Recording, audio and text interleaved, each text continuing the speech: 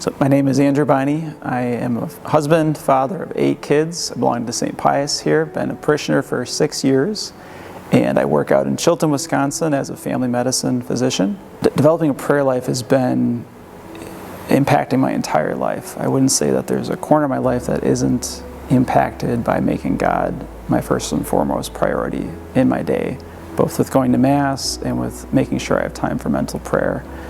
It then spills over into how I live the rest of my life, taking care of my family, trying to love God through each of them, but my spouse, my kids, how I try to work for God, trying to sanctify my work for Him, knowing that He's there with me and that I'm His child. He's my Father, God in heaven.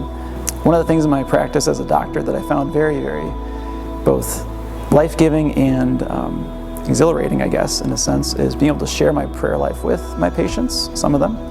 I had this one patient when I was in medical school who was very old, frail lady. She had metastatic bone cancer all over her body, had seen multiple specialists to try to treat her, and was really just dying. And I remember going into the room thinking, I don't know what she's asking me to do here, because I'm just a family medicine, medical student here. I'm not going to be able to fix anything for her. And I remember sitting down with her and just asking if she was a Christian or not, and she said yes, she was. And I asked if I could pray with her, and she nodded her head and said yes, and I took her hand and started to pray.